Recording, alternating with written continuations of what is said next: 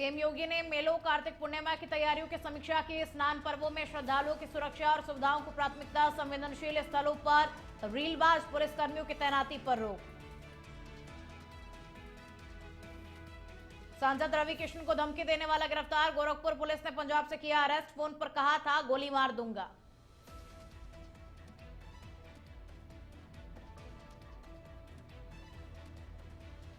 ₹100 करोड़ की अवैध संपत्ति। कानपुर सीओ ऋषिकांत शुक्ला निलंबित। विजिलेंस जांच में बड़ा खुलासा। बाराबंकी में भीषण सड़क हादसा। ट्रक से टकराई। गंगा स्नान कर रहे लौट रहे श्रद्धालुओं की कार। एक ही परिवार के 4 लोगों सहित 8 लोगों की मौत।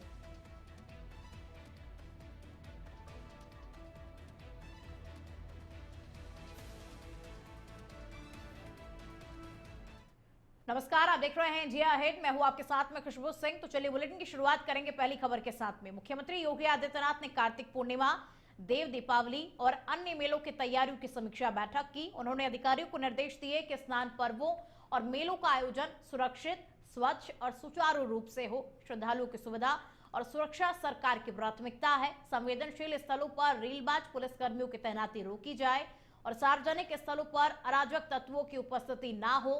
स्नान घाटों पर प्रकाश और सीसीटीवी की व्यवस्था सुनिश्चित की जाए। फ्लोटिंग बैरियर और स्वास्थ्य सुविधाओं का इंतजाम हो। साथ ही धान खरीद में बिचौलियों की भूमिका पूरी तरीके से न होने पर जोर दिया गया।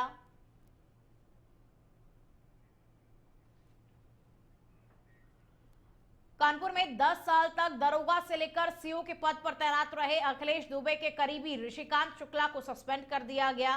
एसआईटी जांच में उनके नाम से 12 स्थानों पर करीब 92 से 100 करोड़ की संपत्तियों का खुलासा हुआ, जिनमें कई संपत्तियों के दस्तावेज अभी तक जांच टीम को नहीं मिले। आरोप है कि उन्होंने कानपुर में 1998 से 2009 तक तैनाती के दौरान अकूत संपत्ति बनाई और संपत्तियों की खरीद फरोख्त में पैन का गलत इस्तेमाल किया।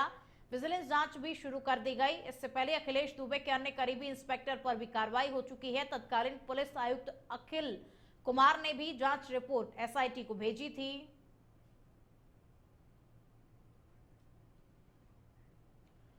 और अब खबर गोरखपुर से है, जहां सांसद रवि किशन को फोन पर जान से मारने की धमकी देने के आरोपी को रामगढ़ ताल थाना पुलिस ने पंजाब से गिरफ्तार कर लिया। आरोपी की पहचान अजय कुमार यादव के रूप में हुई। वो खुद को बिहार के आरा जिले का निवासी बता रहा था, लेकिन जांच में पता चला कि वो पंजाब के लुधियाना जिले के फतेहगढ़ बग्गा कला का रहने वाला है। सोमवार को उसे लुधियाना से गोरखपुर लाया गया। पूछताछ के बाद न्यायालय में पेश किया गया, जहां से उसे जेल भेज दिया गया।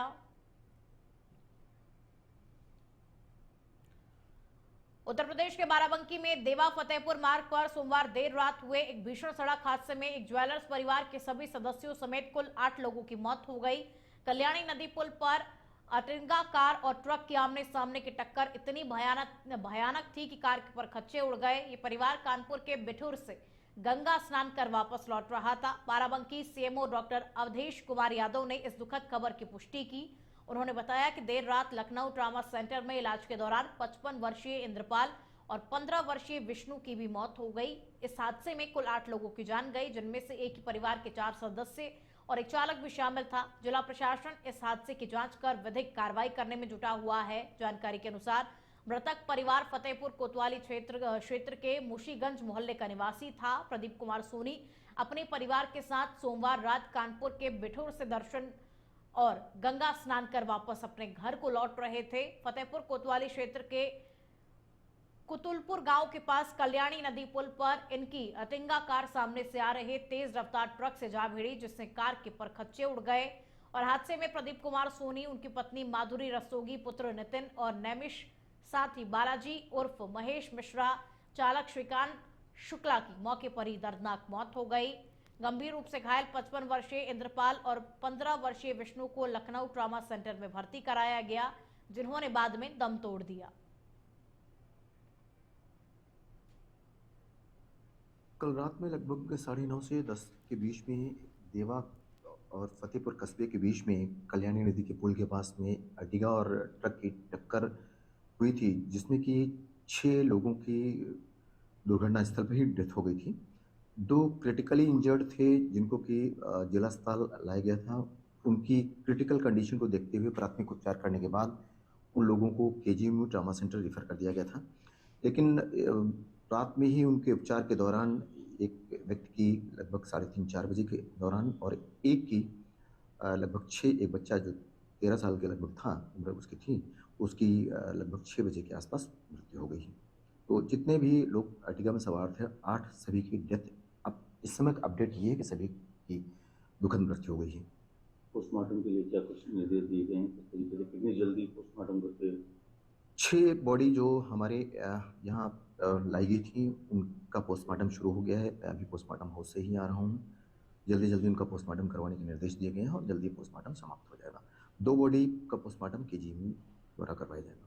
बुलंदशहर जिले से एक शर्मनाक वीडियो सामने आया जिसमें एक युवक शादी समारोह में थूक लगाकर तंदूरी रोटी बनाता हुआ दिख रहा है और ये वीडियो सोशल मीडिया पर तेजी से वायरल हो रहा है, जिसके बाद में पुलिस ने आरोपी के खिलाफ मामला दर्ज कर लिया। ये घटना शहर के थाना पहासू क्षेत्र के गांव अटेरना की बताई जा रही है। वायरल हो रहे वीडियो में दानिश नाम का युवक शादी समारोह में मेहमानों के लिए रोटियां बना रहा है और चौंकाने वाली बात यह है कि वो हर रोटी बनाने से पहले उस पर थूक रहा है और वीडियो में साफ तौर पर देखा जा सकता है कि दानिश बार बार रोटी पर थूक लगा रहा है, जिसके बाद में उसे तंदूर में डाल रहा है। आरोपी युवक की इस घिनौनी हरकत को देखकर शादी समारोह में मौजूद बाराती भड़क गए। उन्होंने जमकर के हंगामा किया। मेहमानों ने इस कृत्य पर गहरा रोष व्यक्त किया। वहीं घटना की सूचना मिलते ही पुलिस मौके पर पहुंची, जहां आरोपी दानिश जो पहासू का निवासी बताया जा रहा है, उसके खिलाफ एफआईआर दर्ज कर ली गई।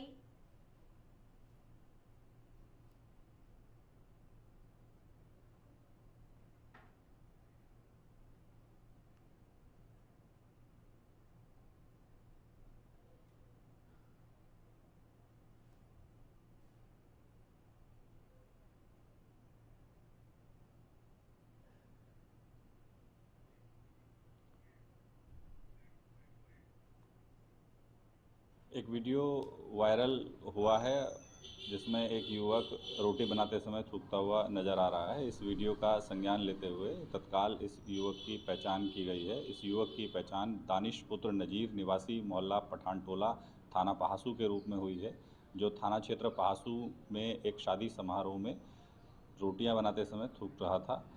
इस वीडियो के आधार पर तत्काल युवक के विरुद्ध सुसंगत धाराओं में अभियोग पंजीकृत किया गया। युवक को गिरफ्तार कर जेल भेजा गया है। अग्रिम विधिक कार्रवाई की जा रही है। बदायूं में सपा के युवा नेता रचित गुप्ता के कार्यक्रम में सपा के राष्ट्रीय महासचिव शिवपाल सिंह यादव ने भाजपा सरकार पर हमला बोलते हुए कहा कि उनके अधिकतर विधायक लुटेरे हैं और कोई जमीनों पर कब्जा करता है तो कोई जनता को लूटने में लगा हुआ है। उन्होंने सपा की गुटबाजी को समाप्त करने के लिए सभी संगठन भंग करने की बात कही और कहा कि वरिष्ठ नेताओं के द्वारा 1 बार 2 बार या 3 बार समझाने के बाद भी यदि कोई नहीं मानेगा तो उसे पार्टी से बाहर कर दिया जाएगा। शिवपाल ने यह भी आरोप लगाया कि सरकार ने सभी मीडिया संस्थानों को अपने कब्जे में ले लिया है। विपक्ष की निष्क्रिय भूमिका पर पूछे जाने पर उन्होंने सीधे जवाब से बचते हुए कहा कि पार्टी और अखिलेश लगातार हर जगह सक्रिय है, लेकिन जमीनी कार्यकर्ता अभी भी प्रदर्शन करने से डर रहे हैं।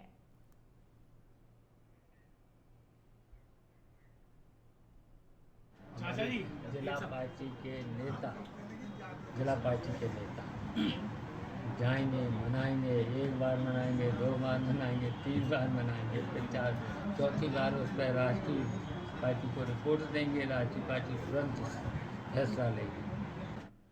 पीलीभीत के बीसलपुर में आवारा पशुओं और कुत्तों के बढ़ते आतंक के खिलाफ कांग्रेस कार्यकर्ताओं ने प्रदर्शन किया। उन्होंने नगर में जुलूस निकाल करके तहसील मुख्यालय पर एसडीएम को ज्ञापन सौंपा।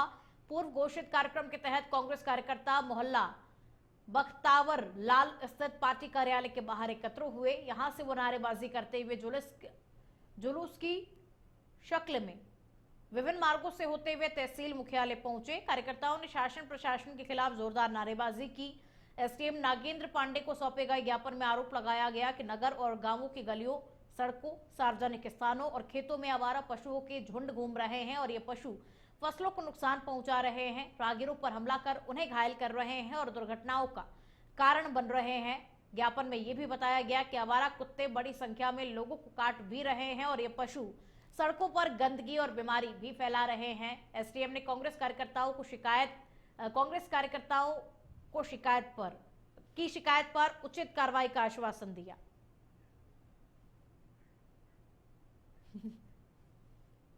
देखिए, इस समय बीसलपुर ब्लॉक के तमाम गांवों के अंदर सबसे बड़ी जो समस्या बन चुकी है, यह यूपी की सबसे बड़ी समस्या थी आवारा पशु। इसी तरह जो बंदर हैं वो गांव-गांव में घुस चुके हैं और गांव में लोगों को परेशान कर रहे हैं। बच्चे छत पे कपड़े सुखाने नहीं जा सकते, पढ़ने नहीं जा सकते, महिलाएं गिर रही हैं, बच्चों लोगों को काट रहे हैं। इतनी बड़ी समस्या बन गई, प्रशासन आंखें बंद करके बैठा है और जो सत्ता के नेता हैं उनको सिर्फ कमीशन थोड़ी सा मतलब है, जनता से कोई परवाह नहीं है।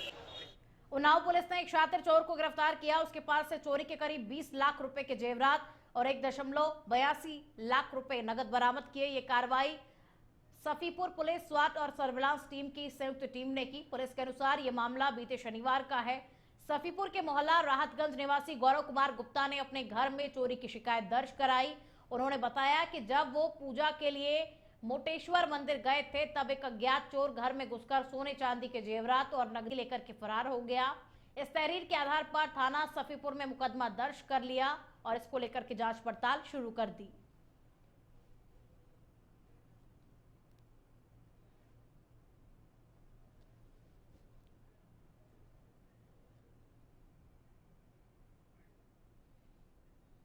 पहली नवंबर को लगभग 8 बजे एक गौरव कुमार गुप्ता जी हैं, उनकी दुकान नीचे है और ऊपर के फ्लोर पे लोग रहते हैं। तो उसमें सीढ़ी से ऊपर जा करके 8 बजे जब वो पूजा करने के लिए चले गए थे घर में, और जो सदस्य थे वो 3rd फ्लोर पे चले गए थे।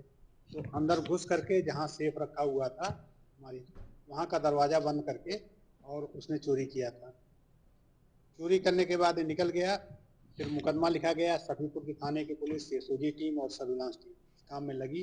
वहाँ के सीसीटीवी फुटेज को खंगाला।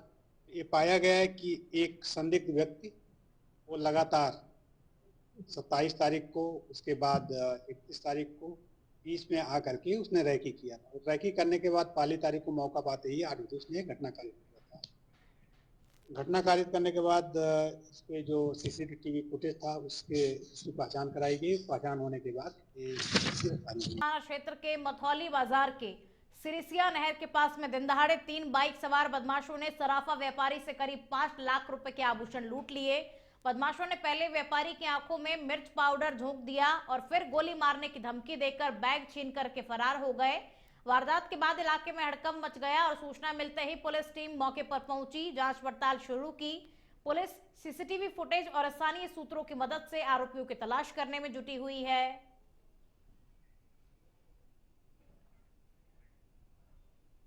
जैसे हमारे गाड़ी के सामने आए हैं सब, वो लाल मिर्च का पाउडर निकाल के मेरे मुंह पे एक लोग मारा है और मारते तुरंत मैं गिर गया हूँ। तो एक लोग कट्टा निकाल के तुरंत मेरा कपड़ा फाड़ने भी लगा, मार भी रहा था तो कट्टा लगा था। एक लोग उतर के गाड़ी की चाबी निकाला और इसमें मैं डोलू में दूध लाने के लिए रखा था ऊपर और नीचे सामान था, तो मेरा वो डोलू निकाल फेंक दिया, सामान निकाला तुरंत। एक लोग बाइक पर बैठा ही था, हेलमेट लगाया था जो, तो वो क्या बोलते बाइक मुड़ाया हुआ था पहले से, तीनों भाग गए। एक लोग लास्ट में जाने टाइम कह रहा था मारो मारो इसको, गोली मार दो गोली मार दो गोली मार दो। मैंने हाथ जोड़ के कहा नहीं भैया मारिएगा मत मारिएगा मत, आँख वैसे पूरा मुने हुए थे तो भाग गए हैं।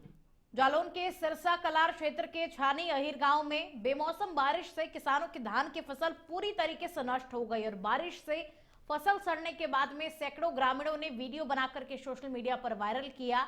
हाथों में फसल लेकर अपनी परेशानियों और दर्द को उजागर किया। किसान प्रशासन से भी नाराज है क्योंकि शासन के सर्वे के निर्देशों के बावजूद लेखपाल द्वारा सर्वे नहीं किया गया, जिससे जिला प्रशासन की कार्यशैली पर भी सवाल खड़े हो रहे हैं।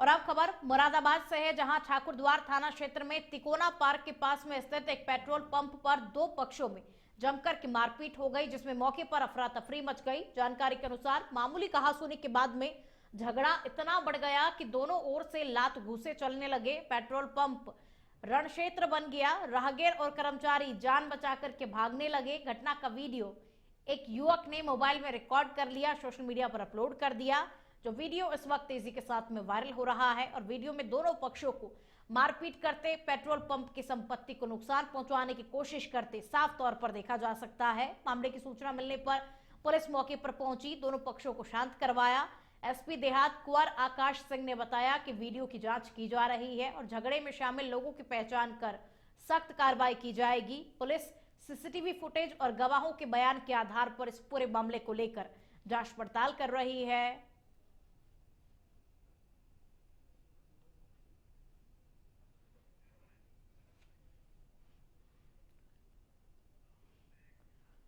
कुशीनगर के विष्णुपुरा क्षेत्र के दूधही नगर में आरएसएस के सक्रिय सदस्य मनोज कुंदन पर हमला हुआ। मनोज कुंदन ने नगर पंचायत अध्यक्ष के भाई और उसके साथियों पर बेरहमी से मारपीट का आरोप लगाया। इधर घटना की जानकारी मिलते ही पुलिस मौके पर पहुंची, लेकिन आरोप है कि दबंग युवक ने पुलिस की अभिरक्षा से खींचकर भी उनकी पिटाई की। पीड़ित ने थाने में तहरीर देकर आरोपियों के खिलाफ सख्त कार्रवाई की मांग की और पुलिस इस पूरे मामले को लेकर अब हर एक पहलू से जांच पड़ताल कर रही है।